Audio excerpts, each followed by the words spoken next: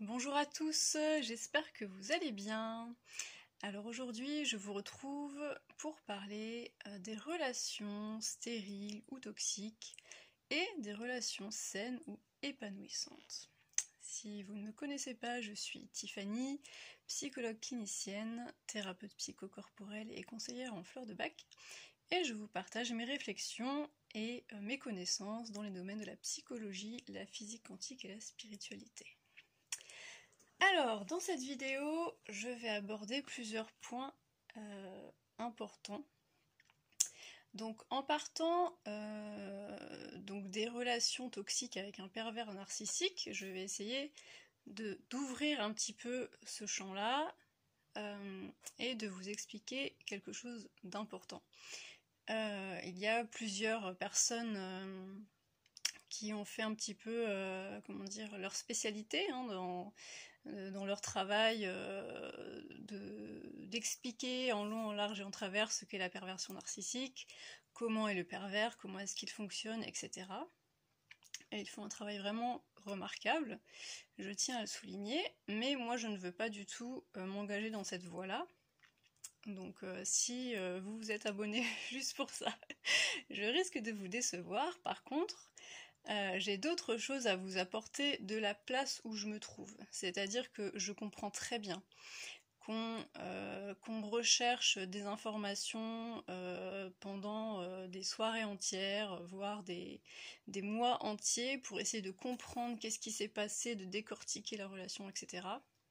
Mais il faut bien comprendre que quand vous êtes dans cette phase-là, en fait, vous êtes toujours centré sur l'autre. Votre vie tourne encore autour de cet autre pervers qui vous a fait ci, qui vous a fait ça, et vous êtes comme bloqué en boucle dans la même position, la position de victime. Alors si cette position de victime, bien sûr, elle aide au début, au déclenchement de la prise de conscience, de se dire, en fait, je suis victime dans une relation d'emprise, autant après, c'est une position dont il faut sortir le plus rapidement possible, sinon vous allez y rester pendant des années, en fait.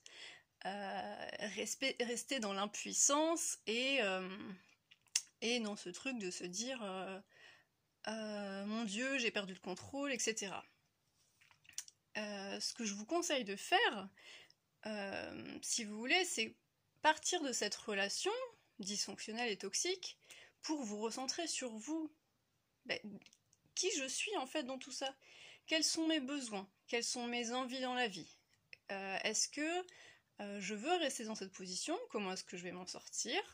Comment est-ce que je vais éviter de retomber là-dedans?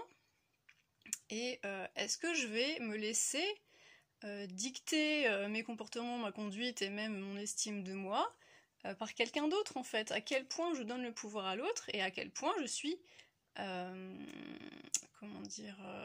j'ai la volonté de le reprendre et de reprendre le contrôle de ma vie. Ça c'est hyper important. Et il faut vraiment que vous fassiez ce travail-là, de vous recentrer sur vous, sur vos besoins, sur votre vie, et non pas sur l'autre est ci, l'autre est comme ça, l'autre vous a mis dans cette position, son fonctionnement c'est ça. Oui mais non en fait. Laissez tomber cette relation, laissez tomber ce pervers en fait, lâchez prise, lâchez-le, détachez-vous, vous faites ce travail de détachement, c'est très important, reprenez vraiment votre vie, il s'agit de votre vie, vous êtes encore en train de lui donner votre temps et votre énergie, même s'il est plus là, donc ça suffit en fait, ça suffit, et maintenant le travail qu'il faut faire c'est prévenir le fait que ça puisse éventuellement se répéter avec une autre personne et savoir repérer les signes avant-coureurs avant de tomber là-dedans et vous positionner, voire simplement vous éloigner. D'accord? Je me suis rendu compte avec l'expérience, avec le temps, même s'il y a des moments où j'ai été très en colère et j'ai pu dire des choses que j'aurais pu regretter, mais que sur le moment je savais légitime et je savais que c'était une manière de pouvoir poser des limites et me défendre, donc finalement que je n'ai pas du tout regretté, mais je me suis rendu compte que c'est pas cette personne-là que je voulais être, je ne voulais pas être une personne haineuse. La haine que je ressentais à ce moment-là, ce n'était pas moi en fait, c'était une haine induite par l'autre. Et je ne voulais pas être dans cette position, je ne voulais pas ressentir ça, je me détestais à ce moment-là, je ne veux pas être cette personne, je ne veux pas être ni victime, ni bourreau, ni sauveur, je ne veux pas être dans le triangle, vous comprenez ce que je veux dire? Je suis tellement plus que ça, que ces relations, si vous voulez, toxiques, que ce soit avec un pervers ou autre, nous mettent dans des cases tellement restrictives que finalement on en perd de vue qui l'on est, les potentialités qu'on a en termes de relations, de communication, de positionnement et de justement de créativité et de partage dans une relation, que finalement on se perd totalement. Donc ce que je vous invite à faire maintenant, c'est justement savoir qu'est-ce qui vous nourrit dans une relation, de quoi est-ce que vous avez besoin. Est-ce que vous avez besoin de partage de qualité? Est-ce que vous avez besoin de rire? Est-ce que vous avez besoin de partager des activités ensemble? Est-ce que vous avez besoin de refaire le monde et discuter philosophie pendant des heures?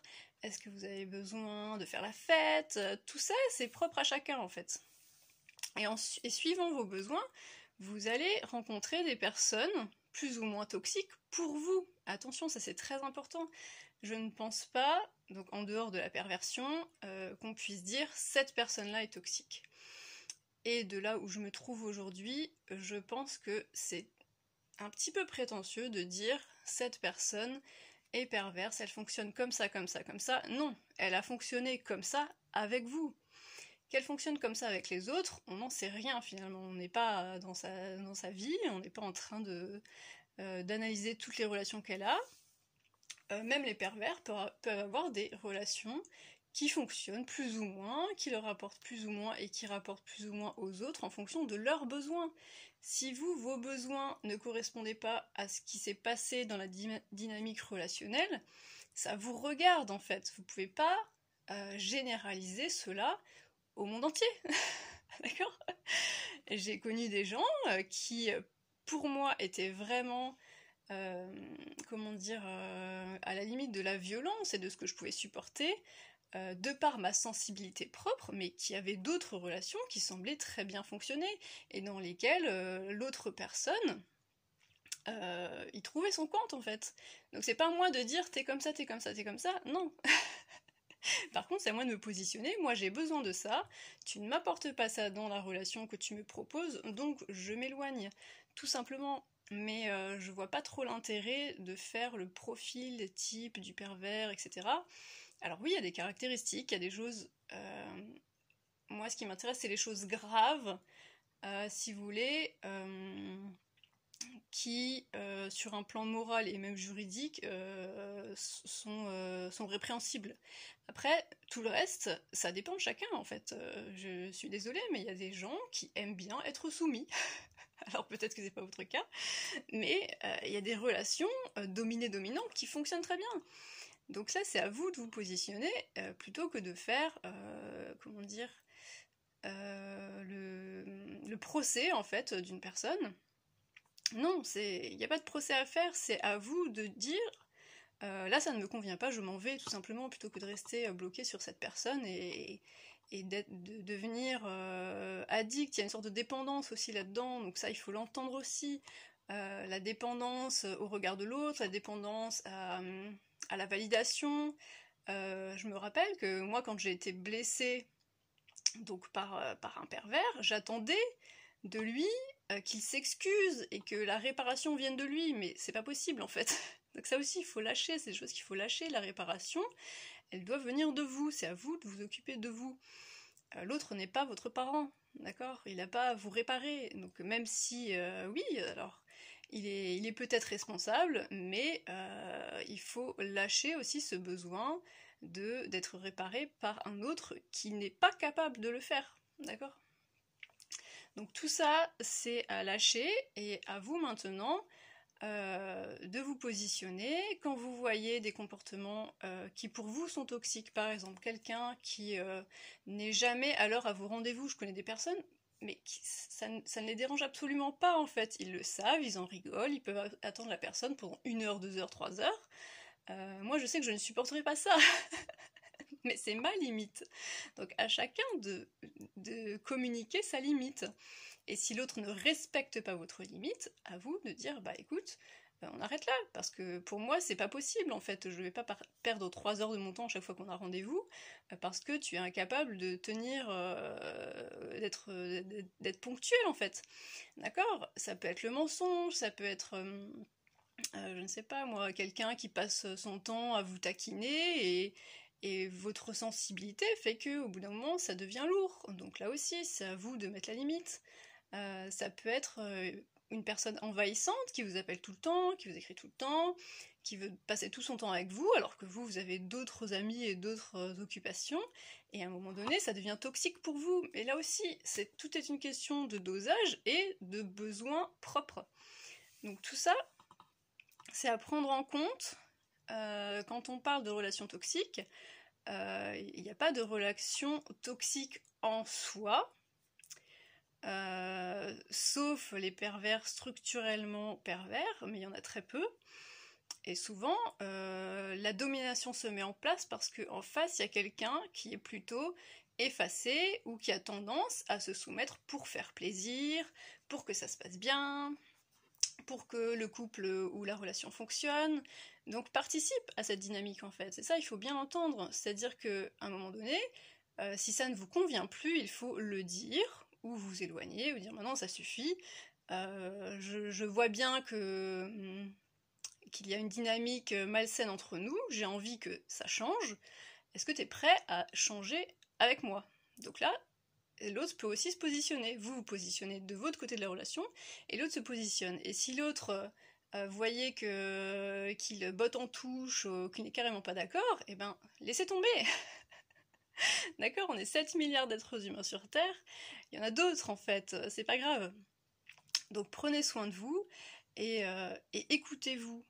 C'est le plus important dans les relations, s'écouter, et bien se connaître pour savoir ce dont on a besoin, et ce qui nous nourrit pas.